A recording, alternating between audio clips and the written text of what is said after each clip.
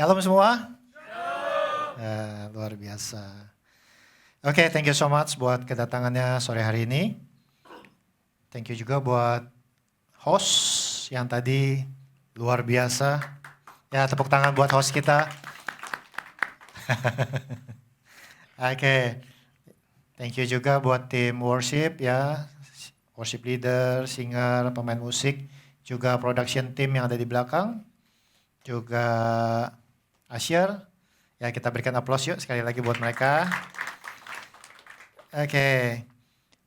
Siap belajar firman Tuhan? Ada amin? Amin. Oke, saya akan buka dengan satu cerita.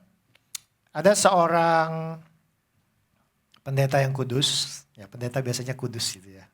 Pendeta yang kudus, pengusaha yang baik, dan penjahat yang baru bertobat. Suatu ketika mereka meninggal di waktu yang bersamaan, di hari yang sama, di jam yang sama. Kemudian mereka ngantri. Dalam antrian tersebut mereka masuk surga ternyata. Nah, di depan pintu surga ada Rasul Petrus yang menjaga pintu surga. Kemudian karena antrian panjang untuk ngulur waktu, akhirnya mereka ditaruh di ruang tunggu, 3 orang ini. Pendeta yang kudus, pengusaha yang baik, dan penjahat yang baru bertobat. Kemudian untuk ngulur waktu, Rasul Petrus bertanya kepada setiap mereka. Pertama yang ditanya kepada pendeta yang hidup kudus. Pak Pendeta, Anda tahu kapal besar apa yang tenggelam setelah menabrak batu karang es? Oh, saya tahu itu Titanic. Gitu ya. Wah, langsung. Namanya orang kudus kan dikasih kemudahan ya masuk surga. Ya. Kemudian yang kedua, pedagang yang benar, pedagang yang baik. Ditanya, kok ternyata engkau nih, kau boleh gitu ya. Kau boleh. Anda tahu berapa orang yang meninggal di kapal Titanic tersebut? Namanya pedagang kan tukang ngitung. Dia tahu, 1.500 orang dari 2.223. Wah benar, masuk dia ke dalam pintu surga. Nah yang ketiga, penjahat yang baru bertobat. Dengan mata sinis, Rasul Petrus bertanya, kamu baru bertobat ya? Iya Pak Rasul. Oke, sekarang satu pertanyaan buat Anda. Tolong sebutkan nama-nama yang meninggal di kapal Titanic. Gitu ya. Wah, dia bilang gak mungkin itu. Gitu ya. Jadi artinya gini, apa pesan moral yang kita bisa dapatkan dari cerita ini? Jangan sia-siakan waktu. Jangan kita berpikir, kita masih muda, puas-puasin aja bikin dosa. Ntar udah waktunya deket-deket, kita baru bertobat. Enak gak dikerjain kayak gitu sama Rasul Petrus di atas? Kan gak enak. Harusnya kita bisa cepat masuk surga, kita dikerjain di atas. Ya, jadi jangan sia-siakan masa muda Anda. Anda beruntung di usia seperti ini, Anda bisa masuk ke dalam gereja, Anda bisa tenggelam dalam hadirat Tuhan, Anda bisa melihat pekerjaan baik Tuhan, Anda bisa merasakan kasih-Nya Tuhan. Waktu saya seumur seperti kalian, saya nggak merasakan seperti itu.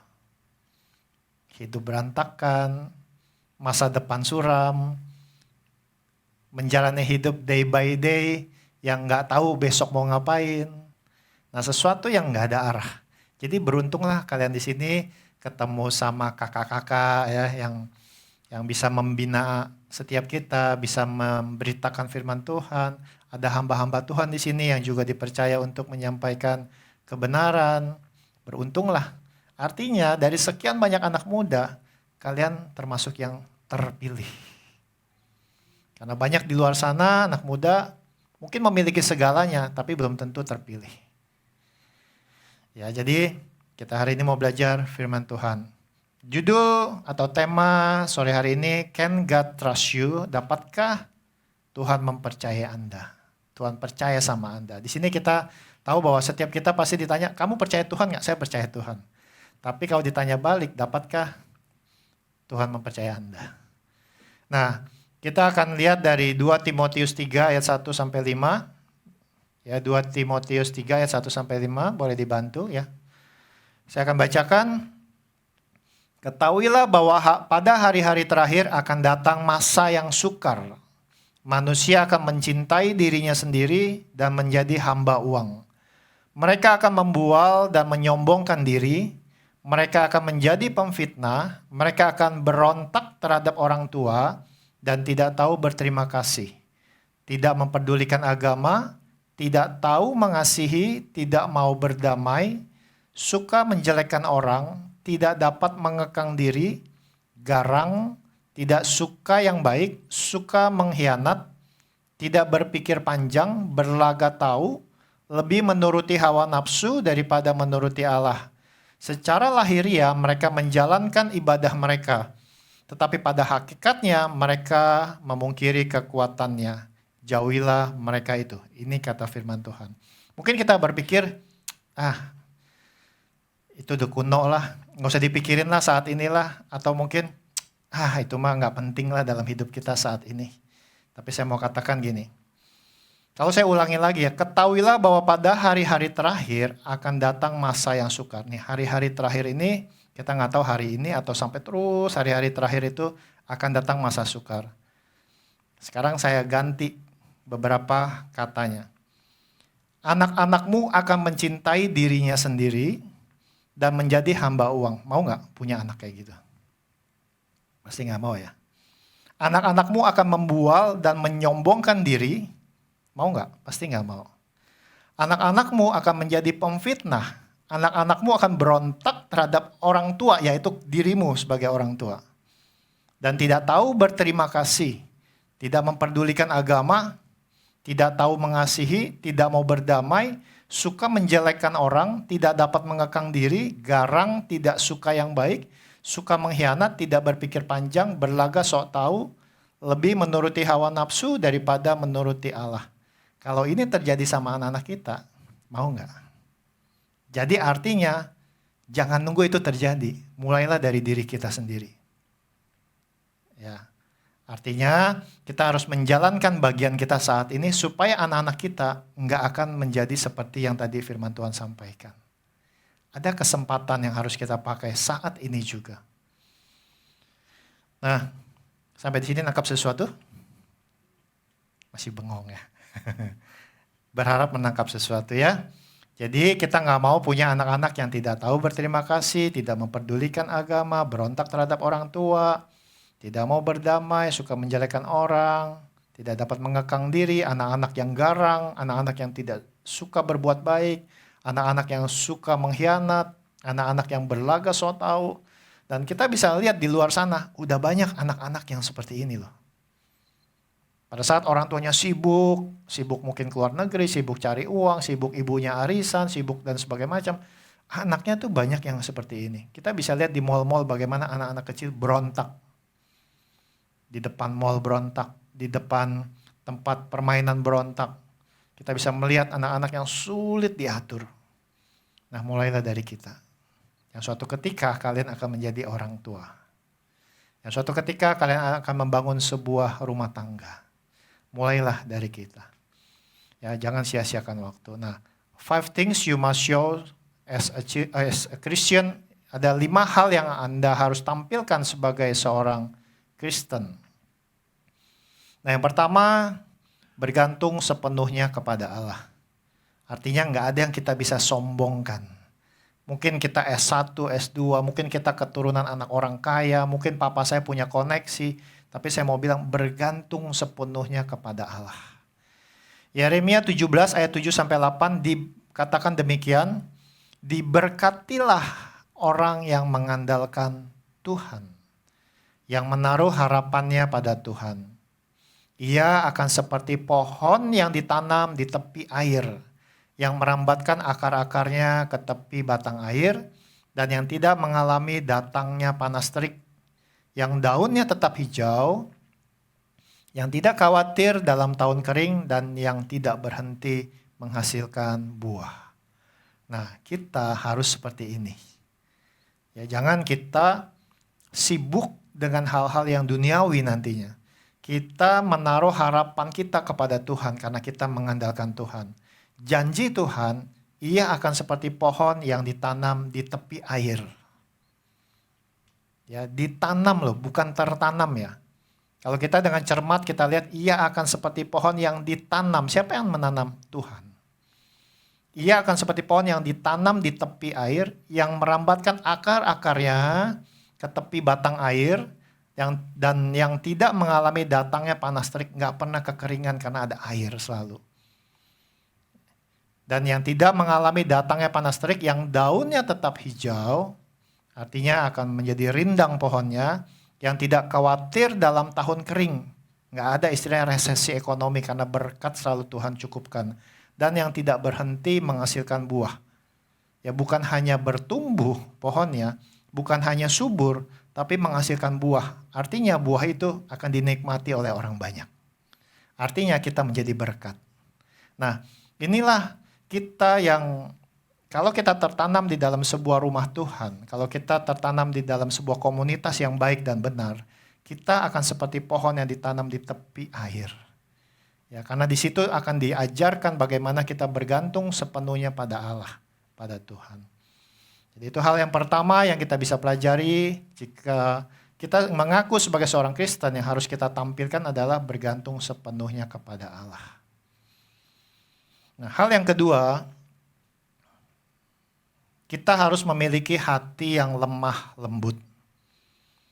Ya, Matius 5 ayat 5 katakan demikian, ya, saya akan bacakan Matius 5 ayat 5, berbahagialah orang yang lemah lembut karena mereka akan memiliki bumi. Memiliki bumi berarti kita punya kuasa. Ya, berbahagialah orang yang lemah lembut karena mereka akan memiliki bumi. Lemah lembut bukan lemah gemulai ya. Lemah lembut dia punya power tapi dia punya kasih. Kalau kita pernah atau mungkin sering nonton film Jackie Chan, saya jarang melihat Jackie Chan itu bunuh orang. Padahal dia bisa bunuh. Waktu dia ditodongkan pistol, dia bisa lawan dan pistolnya dia ambil. Tapi dia gak mau tembak orang tersebut. Atau udah waktunya dia harus membalas pukulan seseorang, tapi tangan itu dia bisa stop, dia gak pukul itu orang. Itu lemah lembut. Yesus waktu dia punya kuasa sebagai Allah, dia gak menunjukkan dia sebagai Allah. Itu lemah lembut. Ya, jadi berbahagialah orang yang lemah lembut karena mereka akan memiliki bumi. Artinya anak muda harus hebat, tapi harus rendah hati. Dia akan memiliki bumi. Ya, hebat di sini ya belajar yang banyak, dapat hikmat dari Tuhan, punya segala sesuatu yang luar biasa dari talenta-talenta yang Tuhan berikan. Ya, hebat tapi rendah hati. Kita bandingkan dengan Mazmur 37 ayat 11. Mazmur 37 ayat 11 dikatakan demikian, tetapi orang-orang yang rendah hati akan mewarisi negeri. Hampir sama tadi dengan memiliki bumi. Dan bergembira karena kesejahteraan yang berlimpah-limpah. Nah, rendah hati itu sejajar dengan lemah lembut. Ya, itu beda-beda tipis rendah hati dan lemah lembut. Memiliki bumi atau mewarisi negeri itu berarti memiliki kesejahteraan yang berlimpah-limpah. Nah, saya yakin setiap kita pasti mau punya kesejahteraan yang berlimpah-limpah. Ini bukan bicara tentang materi semata-mata. Kesejahteraan berlimpah-limpah itu bicara kesehatan yang berlimpah-limpah. Materi yang berlimpah-limpah. Teman yang berlimpah-limpah. Saudara yang berlimpah-limpah. Damai sejahtera atau sukacita yang berlimpah-limpah. Nah, itulah kesejahteraan yang berlimpah-limpah. Ya, kita nggak kesepian, kita nggak kekurangan, kita nggak sakit-sakitan. Itu kesejahteraan yang berlimpah-limpah. Nah, jadi rendah hati dan lemah lembut itu sangat penting. Karena upahnya memiliki bumi dan mewarisi negeri. Makanya setiap kita harus punya sifat lemah lembut dan rendah hati. Ya, sebagai anak muda yang kita mengaku Kristen, kita harus seperti Yesus. Rendah hati dan lemah lembut. Ya, jadi itu hal kedua yang kita bisa pelajari. Hal yang ketiga yang kita bisa pelajari yaitu punya kemurahan hati. Ya, dari Matius 5 ayat 7 dikatakan demikian, Matius 5 ayat 7, berbahagialah orang yang murah hatinya karena mereka akan beroleh kemurahan. Murah hatinya ya, bukan murahan ya, bukan ya. Murah hatinya. Berbahagialah orang yang murah hatinya karena mereka akan beroleh kemurahan. Murah hati dalam pemberian contohnya, ya punya dorongan hati untuk memberkati atau menolong orang. Itu murah hati dalam pemberian. Ya mau menolong sesama dengan cara membagikan yang kita miliki. Kita punya apa, kita tergerak nih mau bagi orang. Ya, itu namanya murah hati. Termasuk melalui gereja, kita mau kasih persembahan, itu kita murah hati. Mengembalikan perpuluhan, itu murah hati. Kemudian murah hati juga berbicara dalam murah hati dalam pengampunan. Ya, sikap hati untuk melupakan kesalahan orang, memaafkan, tidak menghakimi, itu juga murah hati. Ya, kita disakiti oleh teman mungkin, disakiti oleh saudara mungkin. Kalau kita punya murah hati, maka kita akan mengampuni. Karena firman Tuhan bilang kalau kita murah hati, ya maka kita akan juga beroleh kemurahan. Ya, jadi artinya kalau kita mau dapat berkat dari Tuhan, kemurahan Tuhan, artinya kita juga harus murah hati. Berbahagialah orang yang murah hatinya karena mereka akan beroleh kemurahan. Ya, jadi ini hal yang ketiga yang kita bisa pelajari. Sebagai seorang anak-anak muda Kristen, kita harus punya kemurahan hati. Nah, hal yang keempat yang kita bisa pelajari di dalam Matius 5 ayat 9, ya ini bicara tentang membawa damai. Ya, anak Tuhan, orang Kristen itu gak suka ribut, tapi justru membawa damai. Matius 5 ayat 9 dikatakan, berbahagialah orang yang membawa damai, karena mereka akan disebut anak-anak Allah. Ya, ada kata di depannya berbahagialah orang yang membawa damai. Seringkali kalau di dalam hidup, orang udah punya ini, punya itu, punya ini, punya itu, tapi dia bilang saya gak bahagia. Artinya ada satu penekanan bahwa yang dicari di muka bumi ini adalah sebuah kebahagiaan. Orang gak perlu kaya bisa bahagia. Ya, orang gak perlu punya nama yang hebat, punya jabatan yang tinggi, tapi dia bisa bahagia. Bahagialah yang dicari sama Tuhan, yang dicari sama banyak orang. Berbahagialah orang yang membawa damai karena mereka akan disebut anak-anak Allah.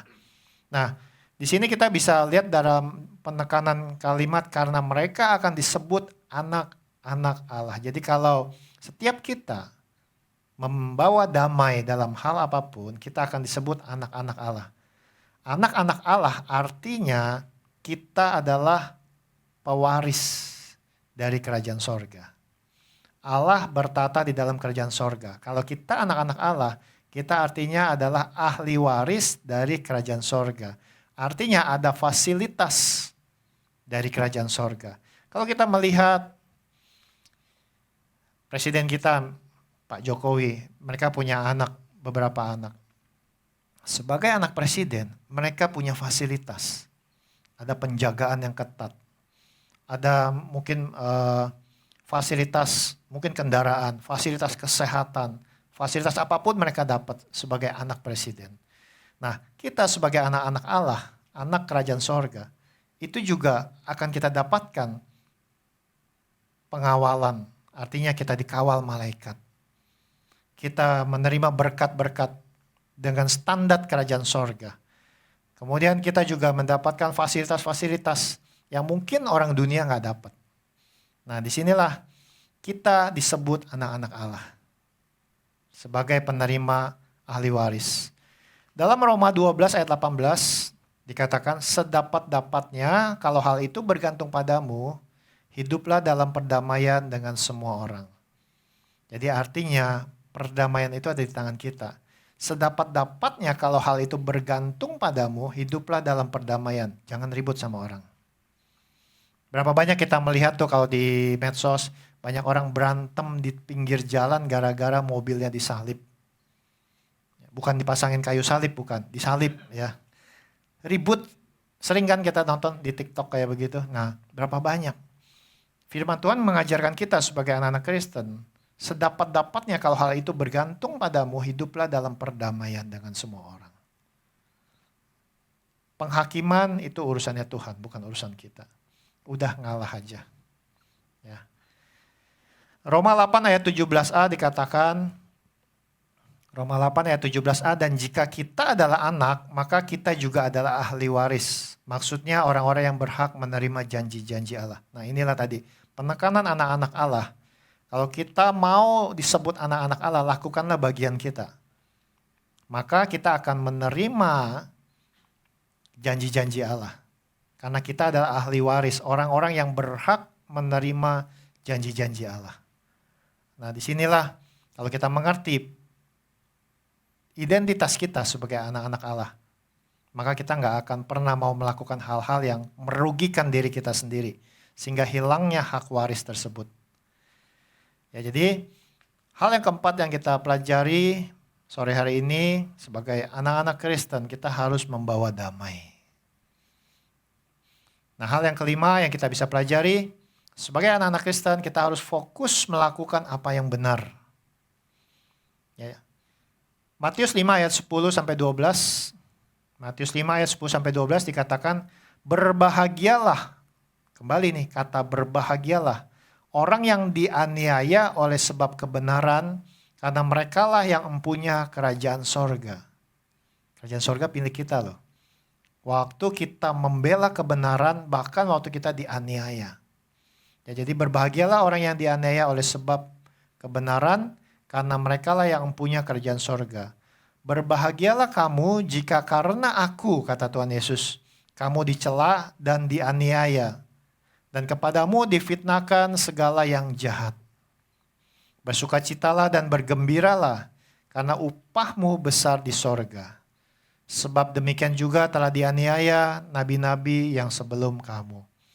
Ya, jadi kita akan menjadi warga kerajaan sorga, empunya kerajaan sorga dikatakan tadi, pada saat kita melakukan apa yang benar di mata Tuhan. Ya, jadi kita harus benar, karena di luar kebenaran itu adalah pekerjaan iblis. Jika iya, katakan iya, jika tidak, katakan tidak. Karena selebihnya dari itu adalah pekerjaan iblis. Karena itu bukan kebenaran. Ya, jadi kita harus belajar untuk hidup benar. Amos 5 ayat 14 katakan, carilah yang baik dan jangan yang jahat, supaya kamu hidup. Dengan demikian Tuhan Allah semesta alam akan menyertai kamu seperti yang kamu katakan. Jadi kalau dalam kehidupan kita mau disertai Tuhan, maka carilah yang baik, jangan yang jahat. Artinya yang jahat harus kita jauhkan. Mungkin kita ditawarkan sesuatu sama teman, jauhkan itu. Ya, atau mungkin kita mau diajak sesuatu yang gak benar, jauhkan itu. Carilah yang baik dan jangan yang jahat, supaya kamu hidup, kata firman Tuhan. Ya, jadi ada 5 hal yang kita pelajari pada sore hari ini. Sesuatu yang harus kita tampilkan sebagai seorang anak muda Kristen. Yang pertama, bergantung sepenuhnya kepada Allah. Tadi kita sudah pelajari. Yang kedua, memiliki hati yang lemah lembut atau rendah hati. Yang ketiga, kita harus punya kemurahan hati. Yang keempat, kita harus membawa damai. Yang kelima, kita harus fokus melakukan apa yang benar. Ya, jadi ini 5 hal yang kita bisa pelajari. Inilah mental seorang anak muda Kristen. Yang harus dibangun yaitu bukan hidup yang bukan lagi berorientasi pada diri sendiri. Tetapi kita menjadi etalasenya Tuhan Yesus. Waktu orang melihat kita, dia tahu, oh ini Kristen. Ya, saya mau bilang begini, ada standar yang tinggi dalam kekristenan. Saya bisa kasih ilustrasi, misalnya di jalan tol kita melihat ada sebuah mobil Mercedes-Benz mogok di pinggir jalan. Kebanyakan orang bilangnya gini, wih kok mobil Mercy mogok ya. Kebanyakan yang mogok tuh mobil-mobil yang bukan mobil Eropa. Tapi kalau mobil Eropa mogok, itu jadi tanda tanya, kok mobil Mercy mogok ya? Kok mobil BMW mogok ya? Tapi kalau mobil-mobil yang lain itu nggak jadi sesuatu yang aneh. Nah, kekristenan seringkali juga menjadi standar. Ih, kok orang Kristen begitu ya? Ih, kok orang Kristen korupsi ya misalnya. Nah, itu menjadi sebuah standar. Nah, ini anak-anak muda harus tahu pada saat nanti masuk marketplace, itu kita harus seperti tampilan apa yang kita tunjukkan kepada orang banyak. Ya, dengan demikian kita akan muncul sebagai orang yang berbeda dari orang dunia ini. Jangan kita menjadi sama. Ya, kalau kita menjadi beda, artinya kita punya standar yang lebih tinggi. Ya, jadi kita harus punya gaya hidup seturut firman Tuhan. Makanya harus rajin baca firman Tuhan. Atau mungkin kalau tergabung dalam sebuah grup yang ada daily devotion, setiap pagi itu ada tuntunan-tuntunan, ikuti. Ya baca, walaupun nggak ngerti baca aja. Lama-lama Roh Kudus kasih pengertian. Suatu ketika waktu kita mengalami dalam sebuah situasi atau kondisi, iya kayaknya ini kayak firman yang kemarin nih gue baca deh. Nah jadi firman Tuhan itu baca aja. Karena firman Tuhan itu adalah air kehidupan. Saat ini mungkin kita nggak ngerti, tapi dia akan hidup di dalam hati kita. Dan suatu ketika itu akan memberikan pengertian dalam setiap langkah kita. Matius 5 ayat 16 dikatakan demikian. Matius 5 ayat 16, demikianlah hendaknya terangmu bercahaya di depan orang, supaya mereka melihat perbuatanmu yang baik dan memuliakan Bapamu yang di sorga. Simple. Ya. Demikianlah hendaknya terangmu bercahaya di depan orang. Lakukan yang 5 hal tadi minimal. Supaya mereka melihat perbuatanmu yang baik dan akhirnya memuliakan Bapamu yang di sorga. Waktu dia melihat, oh ini orang Kristen nih. Wah ini orang Kristen sungguh-sungguh nih. Wah ini pelaku firman nih. Itulah bicara terangmu bercahaya di depan orang. Bahkan bukan hanya dipuji. Waktu ada orang yang mungkin sedang terluka atau orang yang butuh pertolongan. Waktu dia melihat kita, dia merasakan ada damai sejahtera. Itu aja udah jadi berkat. Kita bisa lihat lagi dalam Matius 25 ayat 21. Ya, ayatnya rada banyak ya, nggak apa-apa ya. Ayat dikit aja suka lupa, apalagi banyak.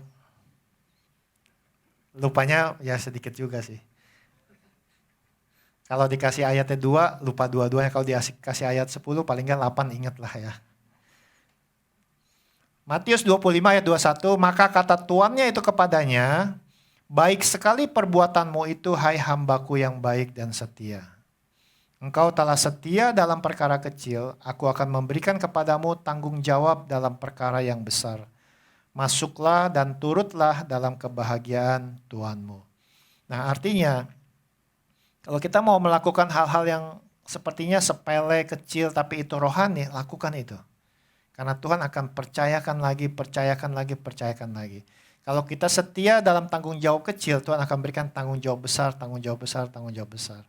Kalau kita kerja mungkin gajinya masih kecil tapi kerjanya bagus, Tuhan akan berikan gaji lebih besar.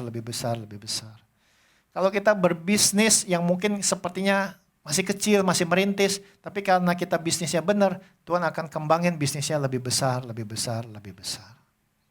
Ya, jadi inilah konsep kebenaran yang Tuhan mau setiap kita menjadi pelaku. Ya.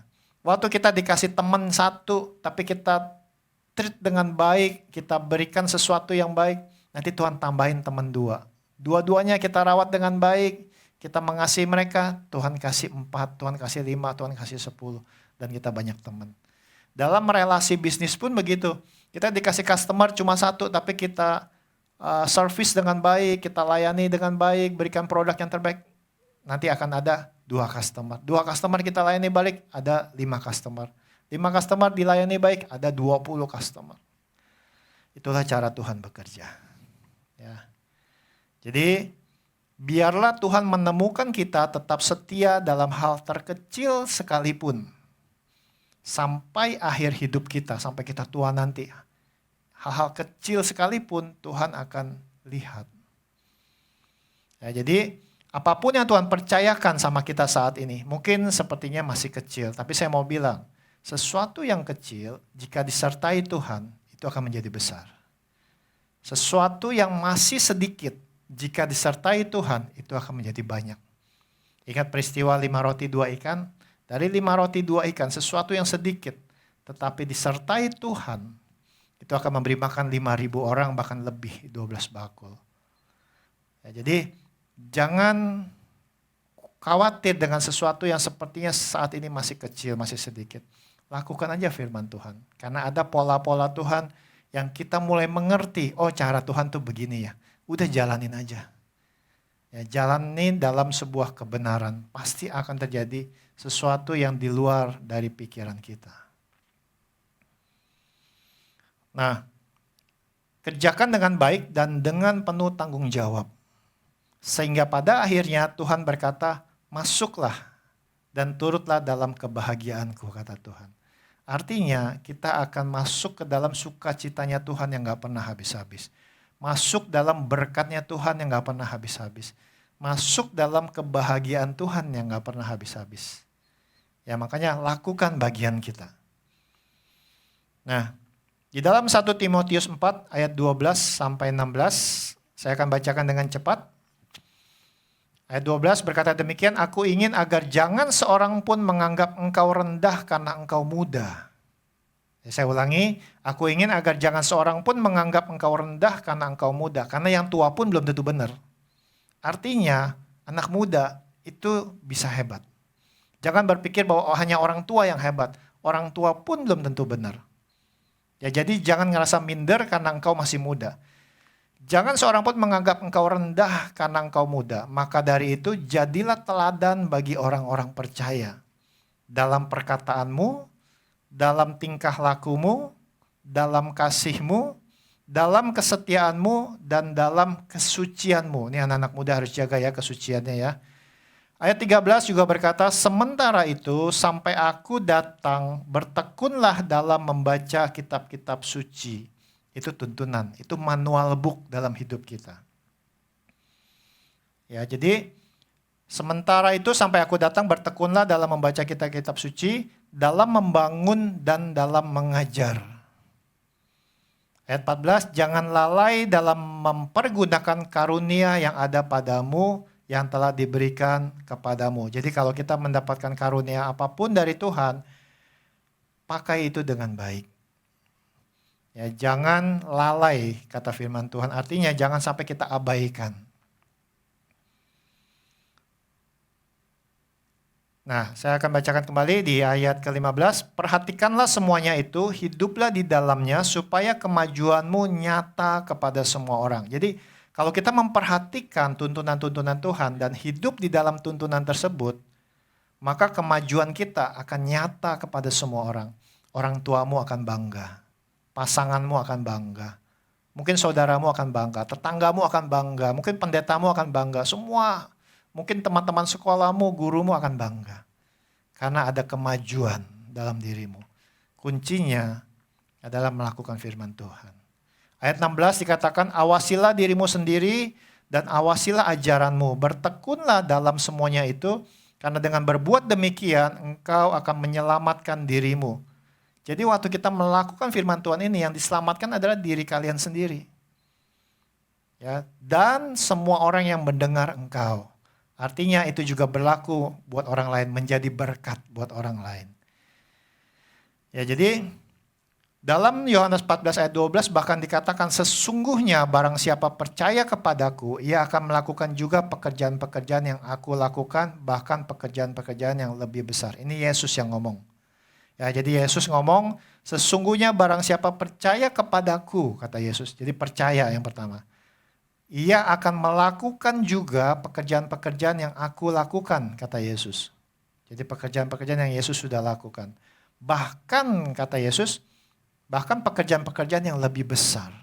Karena apa? Karena kuasa roh Tuhan itu menyertai kita sebagai orang-orang percaya. Ya, jadi saya mau menantang anak-anak muda di tempat ini, jadilah excellent. Ya, excellent. Jadi excellent itu bicara orang yang luar biasa yang bisa diandalkan Tuhan. Bisa diandalkan orang tua. Bisa diandalkan mungkin sama pemimpin atau bos kita. Jadilah orang yang excellent. Perbedaan antara orang biasa dan orang luar biasa adalah orang biasa itu hanya melakukan sesuatu yang ia suka. Selalu hitung-hitungan, baik tugas, waktu maupun upah. Ya, saya ulangi.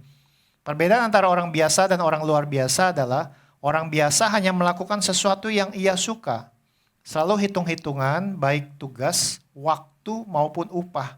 Artinya hanya ingin zona nyaman, comfort zone. Tetapi orang yang luar biasa itu akan menyelesaikan sesuatu dengan sebaik mungkin. Bahkan sekalipun mereka tidak menyukainya.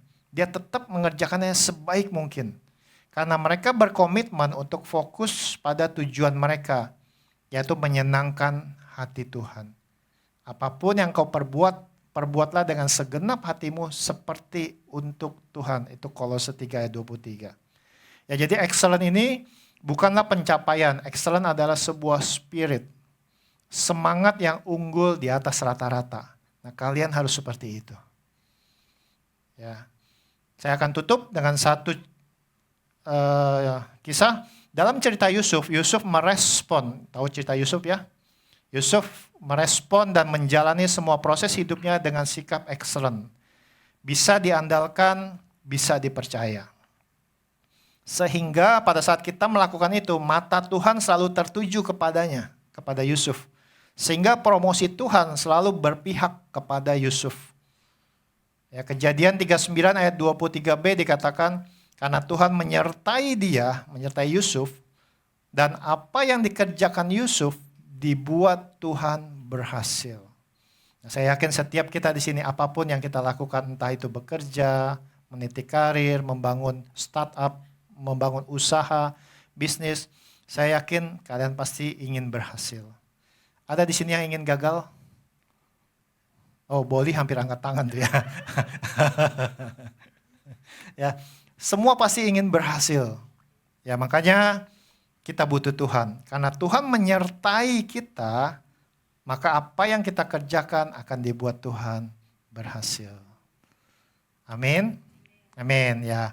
Saya berharap apa yang sore hari ini disampaikan itu boleh menjadi berkat bagi setiap kita, anak-anak muda di tempat ini. Boleh menjadi satu bekal untuk melangkah day by day, melihat penyertaan Tuhan, perkenanan Tuhan terjadi atas hidup kita. Dan saya rindu setiap anak-anak muda sebagai anak-anak Tuhan di tempat ini itu berhasil.